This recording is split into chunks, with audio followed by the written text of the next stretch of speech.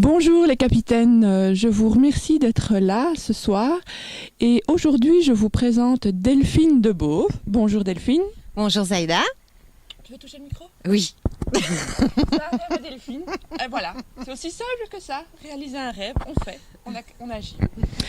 Alors Delphine, merci d'avoir accepté ma proposition d'interview, d'entretien. D'ailleurs, pourquoi est-ce que tu as choisi d'accepter Rencontre inspirante, la force d'un rêve, d'un projet? Le sujet forcément me parlait, mais surtout j'avais envie de te rencontrer. Un autre rêve qui s'est réalisé. Voilà, te voir en vrai depuis le temps qu'on échange et tout sur Facebook principalement. Et oui, et le sujet forcément c'est un peu toute ma vie, donc ça correspondait pas mal aussi à ce que moi, pareil, j'essaye de transmettre comme toi, donc tout s'aligne, tout est merveilleux, donc on réfléchit pas quoi. D'accord, merci. Donc Delphine Debauve, alors je t'ai demandé avant l'entretien comment est-ce que tu souhaitais que je te présente et tu m'as dit éveilleuse de conscience. Moi je t'ai connue effectivement sur Facebook, grâce à Facebook, concernant les newsletters. Ouais. On pourrait appeler ça, comment dire, un virage total, complet.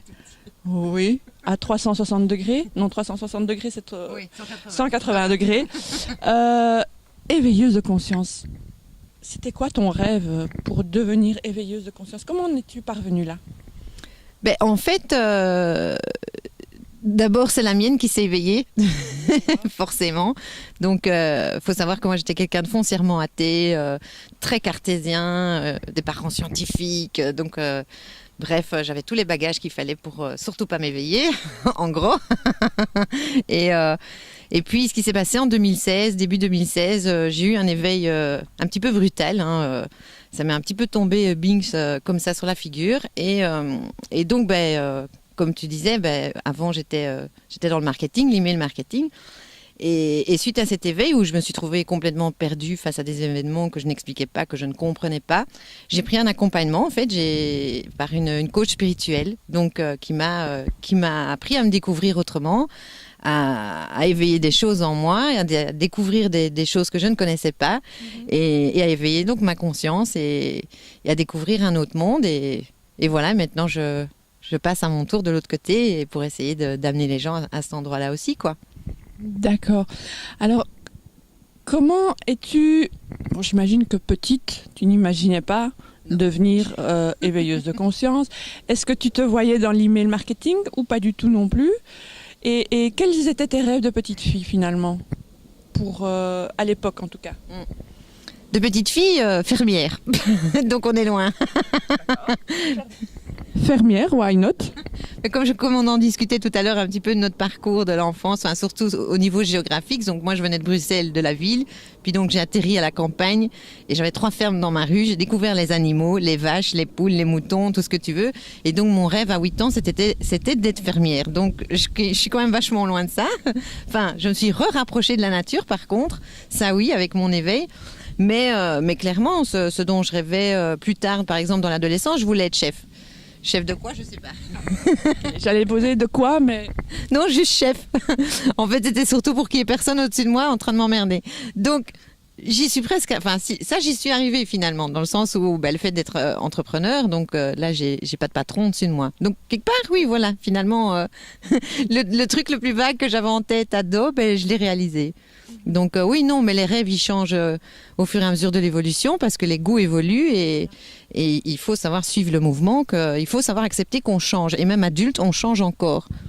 Alors dis-moi, tu viens de dire il faut savoir suivre le mouvement. On est très étriqué, on est très formaté, on est très règles sociales, ce qui se fait, ce qui ne se fait pas. Comment est-ce que tu as suivi le mouvement ? Moi, en fait, j'ai un côté un peu fonceuse, c'est le bon mot, caractériel, c'est le mauvais. Donc, les gens choisiront. On va dire fonceuse, hein, d'accord ? Les gens choisiront celui qu'ils préfèrent. Mais c'est vrai que il y a une chose qui est restée vraiment permanente, en fait, depuis que je me suis émancipée, à l'âge de 20 ans, que j'ai commencé mes premiers boulots.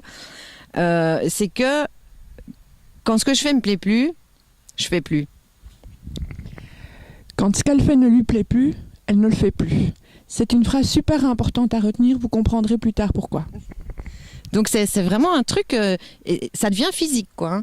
Genre j'ai eu des boulots, sur le moment tu es enthousiaste, tu vois, tu découvres le truc. Et puis moi je suis quelqu'un de créatif, donc je viens toujours rajouter des trucs dans mon job, que je sois employé ou que je sois à mon compte. Hein. Et puis en fait tu dirais qu'à un certain moment il y a une saturation qui se fait, ou l'ambiance avec un patron n'est plus là, ou alors ça m'est déjà arrivé par exemple aussi d'être un peu exploité, on va dire ça comme ça. Et donc moi ça m'épuise, hein, ça me pompe mon énergie, on va dire ça comme ça. Et alors, tu sais, comme tout le monde, au fur et à mesure, tu y vas avec les pieds de plomb, comme on dit, ça devient de plus en plus pénible. Et moi, quand j'arrive à un certain niveau de pénible, je peux plus, et j'arrête. Et j'ai quitté des jobs comme ça, je sais pas combien de fois. Sans peur ? Oui. Oui, parce que c'était en fait de l'insouciance aussi. Si je me mettais à réfléchir au truc, bien sûr, comme tout le monde, je suis humaine, qu'est-ce que je vais faire, je vais retomber au chômage, je vais avoir 500 balles par mois ou des choses comme ça. Donc si je réfléchis, oui, la peur, elle vient. Mais le problème, c'est que c'est tellement viscéral en moi, quand j'ai plus cette joie, je peux plus quoi. Et alors ça me bouffe et je suis limite en train de couler comme une dépressive. Et j'ai tellement pas envie de vivre ça, tu sais, t'as pas envie d'être mal, quoi. Et donc ça prend toujours, ça a toujours pris le poids, tu vois, dans la balance, ça a toujours pris le dessus. Et donc je craque et je dis merde. Et comment fais-tu alors pour trouver tes prochains objectifs, tes prochains rêves à réaliser ? Ben ça, à la limite, c'est pas toujours nous qui le trouvons, quoi. Il y a des choses parfois extrêmement évidentes, mais en plus que maintenant, suite à mon éveil, j'observe beaucoup, beaucoup plus, et je me rends compte qu'en fait, il n'y a rien à chercher, ça vient à nous. Et que tous les indices sont là, et il suffit de se mettre justement en position d'observateur, et là, tu te rends compte que, tiens, ça fait 3 fois qu'on te parle de tel sujet, ou ça fait, tiens, un vieux pote, il te rappelle tout d'un coup, et il te parle d'un truc, tu vois, et si tu fais 1 + 1, tu arrives à 2. Est-ce que ce n'est pas un peu atypique cette manière d'agir, cette manière de faire ? Encore une fois, j'en reviens dans la société actuelle, où a-t-on plutôt tendance à observer une nouvelle manière de se comporter ?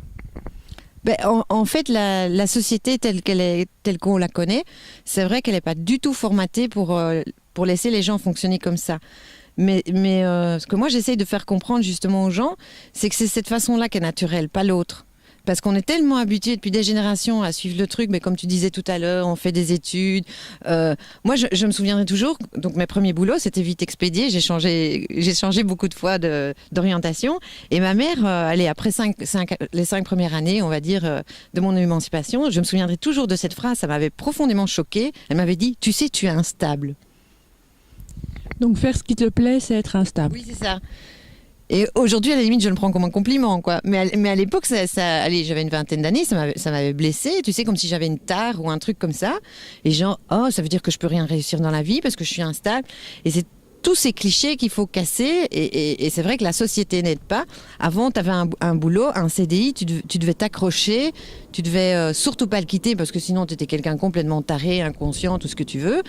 Alors que, au contraire, quoi, moi, je me suis rendu compte aussi à un certain moment que même dans les CDI, il n'y avait plus rien de sûr, quoi. Même dans le public, dans le temps, le truc suprême total, c'était de travailler pour le public. Donc, que ce soit les agents... Voilà. Pour l'État. Voilà, c'est ça. Que ce soit les profs, les agents communaux, par exemple, parce que bon, moi, j'ai des instituts dans ma famille, j'ai des gens qui travaillent dans la commune, etc., dans ma famille, et je me rends compte que finalement, ils ne sont pas si à l'abri que ça dans les communes, ou en tout cas ils font des dépressions et restent chez eux, donc super d'être protégé, ok, t'as un salaire mais t'es pas bien dans ta peau, donc quel est l'intérêt? Les profs pareil, ils craquent tous, ils finissent à la moitié finissent fous, donc c'est ça le but de la vie alors, quoi, c'est t'accrocher à un job, tu vois, coûte que coûte, ou finir en dépression et finir chez toi, et allez, où est le fun, quoi. Et donc alors pour toi, c'est quoi le but de la vie? S'éclater. Sans aucun doute, mais vraiment. J'arrête pas de le répéter tout le temps, aux filles qui me suivent et tout, suivez votre joie. Là où la joie est, c'est là où on doit être. Par exemple, il y a pas mal de femmes autour de moi qui s'interrogent sur le chemin de vie, parce que ça, c'est le truc en ce moment qu'on entend en boucle, trouver son chemin de vie, et donc tu as des nains qui font des obsessions sur trouver son chemin de vie. Et l'autre fois, je sais pas, ça m'est venu, ça m'a vraiment fait tilt que ton chemin de vie, c'est là où tu t'éclates. Et c'est pas... Allez, imagine, si on m'avait dit au moment de choisir mes études, en plus, moi j'ai pris des études de sciences commerciales, donc pour être réviseur d'entreprise, donc tu vois le truc, quoi. Waouh. Oui. Donc ça, c'était moi à l'UNIF, c'était la compta, la fisca, jouer en bourse et tout le bazar. Regarde-moi maintenant. Hein. Alors je vous le dis tout de suite, c'est tout ce que moi je n'aimais pas faire et c'est tout ce que moi j'ai raté quand j'ai commencé aussi des études commerciales à Mons. J'étais plutôt bonne dans tout ce qui était littéraire.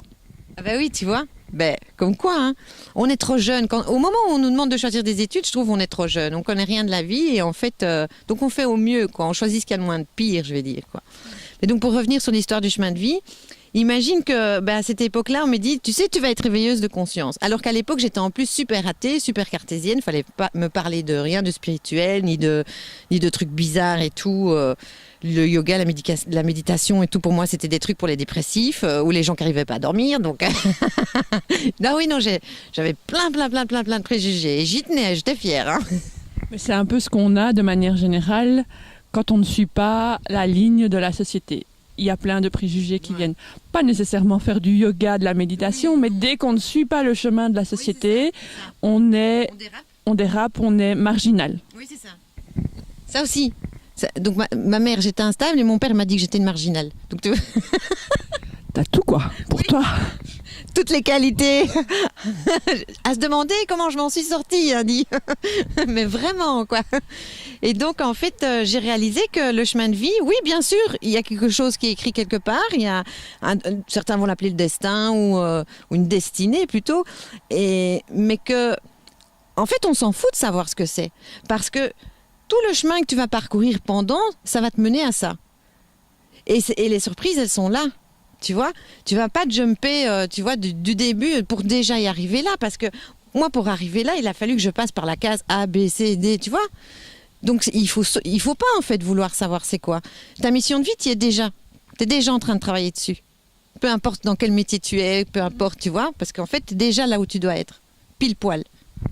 Donc, par rapport aux personnes qui sont dans des sociétés, qui vivent au jour d'aujourd'hui, il n'y a, comme tu viens de le dire, plus aucune sécurité d'emploi. C'est CDI, c'est juste plus possible de faire une carrière dans une société, une carrière de 15, 20, 30 ans, c'est juste impossible. 5 ans, c'est parfois le grand maximum. Par rapport à ces personnes alors qui ont peur du regard d'autrui, qui se disent qu'elles ont des responsabilités de famille. Je ne dis pas que tu n'en as pas, que je n'en ai pas, mais c'est ce qui revient comme leitmotiv. Je ne peux pas parce que j'ai des enfants. Je ne peux pas parce que c'est difficile au jour d'aujourd'hui. Je ne peux pas quitter parce que qu'est-ce que les gens vont dire de moi? Qu'est-ce que tu as envie de leur dire par rapport à l'enfant qu'il ou elle a été et par rapport aux rêves qu'il ou elle a pu avoir? C'est marrant que tu parles de l'enfant parce que moi, je fais souvent le rapprochement avec l'enfant intérieur. Et souvent, j'invite justement les femmes qui me suivent à se reconnecter à ça. Et pas tant dans le souvenir de l'enfant qu'on était, mais dans cette innocence qu'on était. Et c'est là la nuance. Parce que le souci... la première fois que dans le fameux défi je me libère de mes croyances que tu as participé aussi, donc tu vois de quoi je parle, hein, les exercices les préparatoires là, je leur demande de se reconnecter donc à leur enfant intérieur et là est arrivé un truc, elles ont commencé à se connecter au mauvais aussi, donc les traumatismes avec les parents, les machins, les trucs, mais donc quelque part ça sert à rien, l'effet escompté en tout cas dans mon cas il n'était pas là. Moi ce à quoi je voulais les rattacher c'est vraiment l'insouciance, arrêter de réfléchir, arrêter de se bouffer le cerveau, tu sais le petit hamster là qui court toute la journée là-haut et c'est surtout ça parce que se rappeler les rêves de petites filles ou de petits garçons aller oui et non dans le sens où comme je disais les goûts changent constamment donc forcément on n'est plus l'enfant qu'on a été non plus, il y a l'expérience qui a fait, mais par contre aller rechercher cette insouciance de l'enfance, ce non-calcul parce que l'enfant ne prémédite pas. Il est dans l'action, il est dans l'instant présent. Il ne se base pas sur le passé pour faire ce qu'il fait aujourd'hui, ni anticipe un futur, ni se projette dans un futur pour faire ce qu'il a envie de faire aujourd'hui. Et c'est ça, à cet enfant-là qu'il faut se reconnecter, selon moi. Qu'est-ce qui, toi, t'a inspiré quand tu étais plus jeune? Un personnage ou une personne réelle, fictive, passée, actuelle? Qu'est-ce qui t'a motivé, inspiré, donné le goût d'avancer, de te réaliser? Ben, Est-ce que tu peux m'en citer 3? ouais. J'étais pas une gamine idole qui avait des posters dans sa chambre, mais par contre, il y en avait 2. Il y avait Nelson Mandela. Depuis que je suis gamine, c'est mon idole. Et Madonna, dans sa période des années 80, tu vois. Ça, c'était le côté provoque, lâcher prise totale, dont maintenant je me rends compte. Mais à l'époque, c'était mon côté rebelle, en fait, qui était déjà en train de se développer, tu vois. Mon futur moi qui arrivait, là, tu vois. Et donc, ouais, Madonna, son côté très sauvage, excentrique, provoque, libre. Donc, donc c'est cette Madonna de cette époque-là, parce que bon, aujourd'hui, elle ne m'intéresse plus du tout. Et alors aussi, mes parents. Ouais, leur force, parce qu'ils ont traversé des épreuves aussi, ils ont été à contre, enfin surtout mon père. Mon père a été à contre-courant de son éducation justement, premier universitaire de la famille, elle est contre-traité de capitaliste du coup, parce que mes grands-parents étaient ouvriers, on travaillait à la mine et des choses comme ça, donc du coup, mon père c'était l'arriviste. Ah oui, et puis bon, comme je t'ai dit, nous on venait de Charleroi, on est parti sur Bruxelles, donc des régions. Tout a changé. Et donc mon père a vraiment été à contre-courant contre sa famille. Et quelque part, il m'inspirait parce qu'il n'a pas eu peur justement de tenir tête et que dans sa génération, c'était encore plus compliqué. Mais du coup, c'est rare comprendre ses parents. Non, ses parents comme exemple. Non? Je sais pas. Je pense que tous les parents ont du bon comme du mauvais, parce que si tu me demandes aussi à quel niveau ils étaient chiants, j'ai une liste. Hein. Maman, papa de Delphine, elle vous aime bien. Mais oui, ils le savent. Ah, mon papa est décédé depuis, donc... Elle vous aime bien quand même. Oui. Mais il y a du bon et du mauvais, mais franchement, elle est... Et puis c'est vrai qu'il m'a poussé, lui du coup, à suivre le même trajet que lui. Je devais être universitaire et lui, mais quelque part, je crois que s'il n'avait pas autant forcé la main, j'aurais pas autant pété un câble et autant dit merde, en fait. Donc quelque part, il m'a aidé parce qu'il a reproduit. Autant il s'est rebellé de ses parents, mais il a reproduit la même chose sur moi. Et du coup, moi, j'ai reproduit comme lui. Et j'ai foutu le camp et je suis partie de l'autre côté. Donc, mais ça m'a inspiré parce que si lui il l'a fait, moi je peux le faire. Et il était la preuve vivante que c'est pas pour autant qu'il n'aimait plus ses parents, qu'il y avait plus d'amour entre eux, que tout se passait pas bien une fois adulte, quoi. Tu vois? Qu'est-ce que tu aurais envie de dire, d'une part, aux adultes qui se cherchent et qui sentent que quelque chose ne va pas mais qui n'osent pas, et aux jeunes, justement, qui voient le monde dans lequel ils évoluent, qui sentent que il y a quelque chose qui ne clique pas.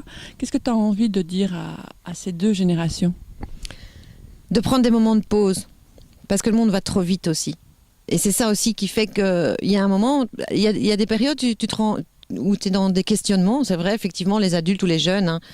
Et on est dans un monde qui va vite. Et du coup, on oublie qu'on a le droit aussi de faire une pause et de prendre le temps de réfléchir. Même si, bon, moi c'est vrai, je suis entrepreneur, donc j'ai pas d'horaire, j'ai pas de truc, donc, mais ici j'ai fait une pause de 2 mois par exemple, parce que j'étais dans une espèce de trou noir, là j'en avais fait même une vidéo, mais ces trous noirs ils sont nécessaires, quoi, tu vois, pour se remettre un peu en place, réfléchir, et arrêter de regarder à l'extérieur ce qui se passe. L'important c'est se recentrer sur soi, et la question clé à se poser à ce moment-là c'est, mais quels sont mes réels besoins? Quels sont mes réels besoins? Et ensuite, où est ma joie? Et là commencent à venir les réponses. Alors je voudrais préciser quand même une petite chose. Tu dis par rapport à l'horaire et à l'entrepreneur, en fait l'entrepreneur, s'il ne fait pas attention, il travaille toute la journée aussi. Oui. Donc il doit vraiment se mettre un horaire, avoir des moments de pause pour se retrouver, pour avoir des temps de famille aussi, du temps avec les amis, l'entourage.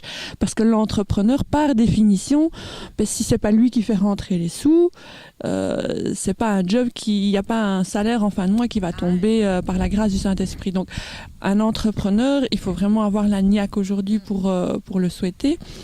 L'autre point par rapport au temps pour soi, de toute façon, quoi que vous fassiez, au jour d'aujourd'hui, il y aura toujours quelqu'un pour vous juger. J'imagine que vous avez déjà vu dans les réseaux sociaux cette petite histoire du père avec son fils et de l'âne, le fils qui dit à son père: mais papa, on a un âne, pourquoi est-ce que tu le traites de cette manière-là? Et le père dit: mais de toute façon, quoi qu'on fasse, les gens diront quelque chose. Donc le premier jour, il sort avec l'âne et son fils et il met le fils jeune sur l'âne. Qu'est-ce que les gens disent? T'as vu ce jeune, il n'a aucun respect, il devrait laisser son père s'asseoir sur l'âne, le pauvre, vu son âge. Enfin, en même temps, vu son âge, il doit avoir la quarantaine, hein, donc c'est pas extrêmement vieux non plus, mais soit, il y a cette comparaison-là. Le lendemain, qu'est-ce que le père fait? Toujours pour démontrer l'histoire à son fils, c'est lui qui monte sur l'âne et l'enfant qui marche à côté. Les mêmes gens qui ont râlé la veille, dit cette fois-là: mais quel père indigne, t'as vu cet homme qui laisse son enfant tout jeune marcher péniblement à côté de l'âne? Donc, pas content, on fait des remarques, des critiques. Le troisième jour, ni le père ni le fils. Mais ils sont complètement idiots, ils ont un âne et il n'y en a aucun des deux qui profite, mais qu'est-ce qu'ils ont dans la tête? Donc, s'il vous plaît, quoi que les gens disent, ils diront quelque chose. Faites ce que votre cœur vous pousse à faire. Comme l'a dit Delphine, là où votre joie vous porte, là où vous vous sentez bien. Et c'est peut-être quelque chose que je vais répéter régulièrement. Si quelque chose vous fait waouh, ça vous ouvre la poitrine, foncez, allez-y. Si quelque chose vous fait berk, ça vous donne un petit relent là dans l'estomac, que vous n'aimez pas, ne le faites pas. Et si vous ne savez pas, laissez-vous du temps. Laissez-vous le temps d'observer, d'analyser et de voir si dans 1, 2, 3 jours, 4 jours, 5 jours, 1 mois, si ça vous fait waouh ou si ça vous fait burk. De toute façon, vous n'avez qu'une vie. Au-delà de croire ou pas en la réincarnation, vous avez cette vie-ci d'abord à vivre. Donc, prêtez attention à votre petite voix intérieure, à ce qui vibre en vous. Qu'est-ce que tu en penses, Delphine? Oui, je ne peux que plus soyez grave. Je t'écoutais, je disais ouais, vas-y. Mais oui, prendre le temps et il y a une phrase que tu as dite là, justement, on n'a qu'une vie, enfin, en tout cas celle-ci, cette incarnation-ci, qu'on y croit ou qu'on n'y croit pas, mais celle-ci, de toute façon, on n'en a qu'une. Donc, c'est marrant parce que ici, moi, je reviens de Martinique, hein, j'ai passé 5 mois là-bas et je disais à mon mari, parce qu'il était très peu présent, il travaillait beaucoup, et il était très sollicité là où il bossait. Et il était en train de passer, je trouvais, en tout cas, moi, je considérais qu'il était en train de passer à côté d'autres choses. Et alors, ça m'est venu comme ça. Je lui dis, mais tu sais, un job, on s'en fout, quoi. Tu le perds demain, tu retrouveras toujours quelque chose. En plus, c'est quelqu'un de dynamique, débrouillard, qui connaît 15 000 personnes. Moi, pareil, je suis toujours retombée sur mes pattes, parce que les boulots que j'ai quittés, j'avais rien, pour le lendemain. C'est pas, j'attendais pas de t'avoir trouvé autre chose pour quitter le truc, quoi, tu vois. Chose que beaucoup de gens font aussi. Et du coup, il y a rien qui se débloque. Enfin, soit. Et je lui dis, mais ta famille, ta femme, ton fils qui grandit, ça, c'est ce que tu loupes là, c'est loupé. Il y a plus de marche arrière possible. Le temps, il continue à avancer. Donc, et donc, c'est vrai que il faut relativiser et remettre les choses à leur place. Un job, ça doit être un outil aussi, qui t'aide à progresser, à évoluer. Si ça t'enferme dans une case et que ça te sert uniquement à rapporter de l'argent, déjà, t'as tout faux, t'es pas dans le bon, quoi. Enfin, perso, c'est ce que je pense. Est-ce que c'est pas vers ça que le monde se dirige finalement aujourd'hui ? Oui, mais les gens ont besoin de mettre un sens maintenant de plus en plus partout. Pas uniquement avant. Allez, ça a commencé avec les mariages. Avant, on avait les mariages organisés par les parents, là, que ça arrangeait bien. Ma fille, elle va épouser le fils de celui-là parce que comme ça, nos deux familles. Et puis bon, les jeunes ont fini par se rebeller. Et maintenant, on choisit qui on veut épouser. Mais je crois que finalement, c'est pareil, on arrive à ça avec le job aussi, quoi. On se rend compte que, allez, avant, on choisissait un bon travail, comme tu disais, on faisait les bonnes études, on essayait d'aller le plus loin possible en fonction de ses capacités. Si tu allais à l'UNIF, c'était le jackpot. Et comme ça, tu allais avoir un bon boulot, tu allais tout de suite être bien payé, et hop, et tu avais ton CDI, et vas-y, hein. 40 ans, vas-y, quoi. C'est bon. T'imagines? Ouais, mais j'adore ton expression. Excusez-moi, mais m'imaginer 40 ans dans la même boîte? Non. C'est plus possible. Surtout quand je pense à la boîte en question, c'est plus possible. Oui, t'as des mauvais souvenirs qui remontent là. Et Et maintenant, en fait, c'est comme l'histoire des mariages arrangés, quoi. Je crois que maintenant, les gens ont besoin de mettre du sens là-dedans aussi, et ils ont besoin de mettre de l'amour là-dedans aussi. Et donc, ça revient à ce que je dis toujours, suivre son cœur, sa joie, parce que suivre sa joie, c'est suivre la voie de l'amour, en fait. Hein. C'est un autre mot, quoi, mais parce que c'est facilement reconnaissable quand on parle de joie par rapport à l'amour pour son travail. Mais oui, les gens entendent à ça, tout à fait. Delphine, on a parlé de pourquoi le faire, pourquoi se lancer, etc. Mais donc, on va revenir à un aspect un peu moins top, c'est que, on l'a brièvement évoqué, les gens pensent au regard, les gens pensent au jugement. Donc il y a des peurs du regard, du jugement, la peur aussi de ne pas y arriver, de se tromper de route, de se tromper de chemin, de se tromper de rêve, de se tromper de voie. Quel est ton avis sur la question ? Mais les peurs, en fait, il faut surtout aller chercher le pourquoi. Pourquoi on a peur de se tromper ? Pourquoi on a peur du regard des gens ? Pourquoi ? Moi, j'appelle ça le pourquoi du pourquoi, en fait. Parce que c'est une espèce d'entonnoir et il faut vraiment aller dans le fond. Parce qu'il y a la première peur de base, comme justement la peur de se tromper. Ça, c'est vraiment une peur basique, quoi. Et si c'était pas la bonne voie ou si c'était la mauvaise décision. Sauf que, allez... Il n'y a pas de mauvaise décision. À partir du moment où comment te dire ? Moi, je suis persuadée dans mon fort intérieur que tout est tellement bien organisé au niveau de l'univers et de la façon dont les choses se mettent en place que je ne peux pas prendre de mauvaises décisions. C'est impossible. Que ce soit oui ou non, en fait. Hein. Genre, si je vais là, ça va aller comme ça. Et si je vais là, ils vont réorienter comme ça. Tu comprends le système. À la limite, d'ailleurs, c'est bien simple. Un exemple, pas plus tard qu'hier soir. Je suis tombée sur un programme de formation sur le web. Et ça me tentait. Et j'avais une joie qui montait, mais vraiment un truc. Et bon, il y avait quand même un investissement de 1 000 € derrière. Donc, c'est pas le truc que tu vas décider pauvre comme ça. J'en parle à mon mari. Donc je l'appelle, parce que lui pour l'instant il est à l'étranger, donc je l'appelle et je dis je suis tombée sur un truc, ça m'emballe. Je lui explique en long et en large le truc, il fait ouais. Et puis il me dit écoute, moi je suis d'accord, ok. J'avais besoin qu'il... Bon, c'est pas ça, il allait pas me dire non ou quoi, parce que il sait bien que quand je suis emballée comme ça, il y a plus grand chose à faire en gros. Mais j'avais besoin d'une approbation, tu vois, ça c'est le côté psychologique de l'être humain. Mais... c'était pas suffisant, il y avait encore cette petite voix dans ma tête qui me disait oui mais c'est pas raisonnable, c'est pas le moment, t'es en plein déménagement, machin, tu vas avoir des frais, nanani, nanana. Donc tu vois le mental. Et je me suis rappelé ce que je viens de te dire. Mais je suis conne ou quoi ?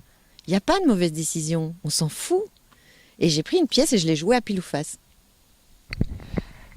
À pile ou face ? Ouais. Et j'ai eu pile, j'ai eu oui, je l'ai acheté. D'accord. Aussi simple que ça. Je me suis déchargée du problème. Tu t'en es remis à l'univers. Oui. Est-ce qu'on ne pourrait pas dire que c'est un peu puéril, irresponsable ? Ça, c'est le jugement.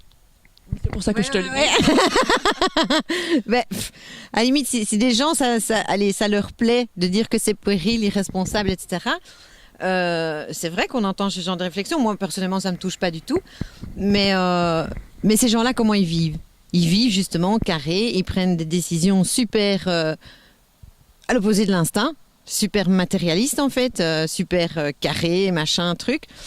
Et qui s'éclate entre les deux ?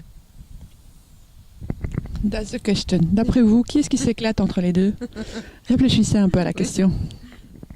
Donc, alors on va me dire, oui, mais c'est bien de s'éclater, mais si j'ai pas à manger à la fin du mois ou j'ai des factures à payer, ça c'est souvent le truc qui vient. Voilà, c'est les questions qui viennent d'office.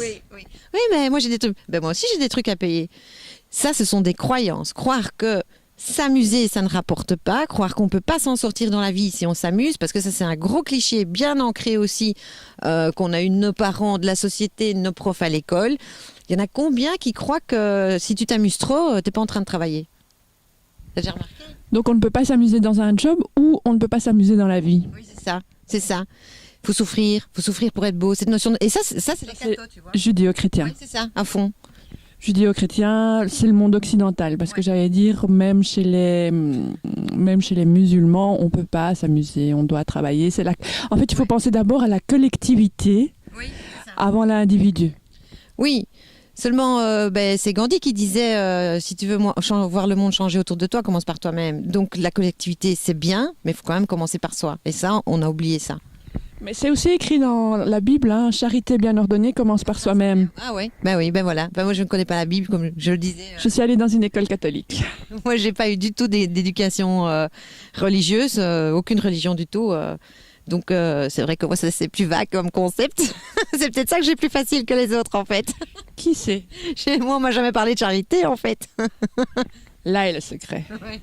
Et c'est marrant parce que j'ai une amie très proche, elle est qui s'est éveillée en même temps que moi et on a le même parcours et on échange quasiment tous les jours, etc. sur le web. Parce qu'elle est française, elle est plus loin et on faisait des découvertes, etc. Et alors, on a sorti notre premier livre toutes les deux ici il y a quelques mois, mais vraiment synchro, donc c'était vraiment comique aussi. Et ça retrace en plus notre éveil à toutes les deux. Donc le même type de bouquin. Et alors, à un certain moment, elle présente mon livre sur son blog, en fait. Elle présentait plusieurs livres et à un certain moment, elle présente le mien. Et donc, elle fait une intro en parlant de moi. Et où elle explique cette similitude et ce parcours très très très proche, très parallèle qu'on a toutes les deux. Et elle dit, sauf qu'elle elle avait de la chance, elle avait pas de background religieux, tu vois. Genre moi j'avais un bagage en plus, tu vois. Et du coup on en avait parlé, ça m'avait fait sourire. Elle dit, ben oui, mais tu te rends pas compte, finalement les gens qui sont religieux, les religions de maintenant, ils ont un handicap par rapport à leur spiritualité, à leur réveil et à se débloquer de toutes ces peurs et tous ces blocages, parce qu'il y a une grosse part qui vient quand même de ce côté religieux, quoi. De l'éducation. Oui, les deux sont liés, quoi, souvent. Les deux sont liés. Forcément, quoi, c'est ce qui t'entoure et c'est cette conscience-là. Parce que la société, c'est quoi? C'est nous. C'est nous. Parce que là, ça me fait rire quand les gens disent c'est la société, mais la société, c'est quoi? Je vous l'ai déjà dit, hein. La société, c'est qui? C'est quoi? Oui, c'est nous, la société. Oui, on fait partie de la société. C'est toi qui l'as fait, la société. Alors, tu suis comme un mouton de panurge les autres ou tu es enfin toi, avec tes propres choix, tes propres décisions, et advienne que pourra. Chez les Grecs anciens, ça va, ça te parle? Oui. Ça va mieux, j'ai fait du grec ancien. Sur un des temples, il y a écrit pour connais-toi toi-même avant d'avancer. On en revient, si on regarde dans l'histoire, si on en revient aux bases de toutes les philosophies de vie, religieuses ou pas, la première chose qui nous est demandée, c'est de nous connaître, c'est d'avoir un esprit critique, c'est de s'interroger, que ce soit dans le bouddhisme, que ce soit chez les Grecs anciens, que ce soit chez les chrétiens, charité bien ordonnée commence par soi-même, ou l'esprit avant la lettre. Ça, c'est la plus belle des phrases que Jésus a pu prononcer à mes yeux. Chez les musulmans aussi, c'est lis et lis, du verbe lire. Ça veut dire exerce ton esprit critique, raisonne, pose-toi les bonnes questions et n'avale pas tout ce qui t'est donné comme ça, sans aucune réflexion personnelle. Donc finalement, dans la société d'aujourd'hui, si quelqu'un a envie de faire quelque chose, qu'il se pose les bonnes questions. Et quelles seraient ces bonnes questions? Quels seraient tes conseils pour que quelqu'un puisse réaliser son rêve ou son projet? Parce qu'on peut avoir plusieurs rêves et plusieurs projets de vie. Quels seraient tes conseils? Mais déjà, croire au plus profond de soi que tout est possible. Parce que souvent, on se décourage parce que le rêve est trop gros. Alors, dans ces cas-là, il vaut mieux le découper en petits morceaux, genre en étapes, et y aller petit à petit. Mais surtout, s'auto-convaincre à fond que tout est réellement possible. Et parce que ça, c'est déjà une grosse part, hein, parce que bien souvent, les gens ont des rêves, mais il y a de nouveau cette petite voix en eux qui se disent « Ouais, mais non, ça jamais », ou « Non », ou il y a trop de facteurs qui... Sauf que non, si tu le veux vraiment, et si tu y crois vraiment, ça va se mettre en place. D'une manière ou d'une autre, ça va se mettre en place.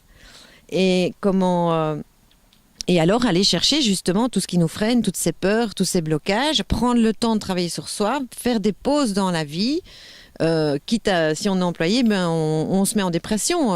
Il y a toujours des solutions, tu vois. Moi, je dis toujours, il n'y a pas de problème, il n'y a que des solutions. Et vraiment, parce que ce travail sur soi, la reconnexion à la nature, moi, qui viens de vivre 5 mois là en Martinique, en haut d'une colline entourée de verts. aussi. À part les moustiques, elles étaient sympas les autres. Mais non, je t'assure, j'ai vu la différence, quoi. Au niveau de connexion, d'introspection, de compréhension. Allez, ça vaut la peine, quoi. Si t'habites en ville, prends un week-end pour descendre en campagne, faire une balade dans un bois, ou si t'habites près de la mer, va te balader le long de la plage. L'être humain, c'est un animal avant tout. Faut quand même pas oublier notre nature aussi. On n'est pas fait pour vivre dans des cages, dans des villes, quoi. On est un animal, on a besoin de se reconnecter à ça aussi. Et plus on se coupe de notre nature humaine, forcément, moins on fonctionne bien, quoi. Merci Delphine. Je vous invite à retrouver Delphine sur son site qui est entrepreneur-spirituel.com, le tout au féminin et au pluriel. Entrepreneur spirituel, trait d'union au milieu, oui, au féminin, au pluriel.com. Et vous y trouverez toutes ces coordonnées, mail, page Facebook, etc. Vous y trouverez aussi une partie de son histoire, si je ne me trompe pas. Est-ce que tu n'as pas une petite présentation de d'où tu viens et comment est-ce qu'elle en est arrivée à être éveilleuse de conscience? Merci d'avoir accepté cette interview. Je vous le dis, même si au niveau de l'ordre de passage, elle sera peut-être pas la première, ou peut-être que oui, mais c'est ma première interviewée, donc merci pour l'exercice. Et oui, tout est possible. C'est ce que j'ai mis comme phrase d'accroche sur mon site. J'ai travaillé avec des bouddhistes pendant 6 mois. Et Lama Karta, qui était le représentant du Dalai Lama ici en Belgique, avait cette phrase-là. Tout est possible. Tout est possible, sauf 2 choses. Ne pas avoir de mère et ne pas mourir. À part ça, tout est possible. Ne pas avoir de mère parce que physiologiquement, on a besoin d'être en gestation dans le corps d'une femme pour pouvoir naître. Donc c'est dans ce sens-là, on ne peut pas ne pas avoir de mère. Et mourir, parce que ça fait partie du cycle de la vie. Après, on peut encore discuter de qu'est-ce que vivre et qu'est-ce que mourir. Mais donc, j'espère que vous aurez... Autre chose que je dis toujours aussi, tout est possible. La seule limite, c'est nous-mêmes. Ouais, c'est toujours ce que je dis aussi. Et donc voilà, c'est un rêve qui s'est réalisé aujourd'hui. On s'est rencontrés sur Facebook.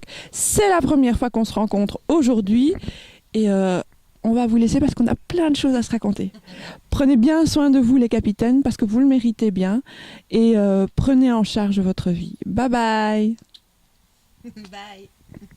Bye.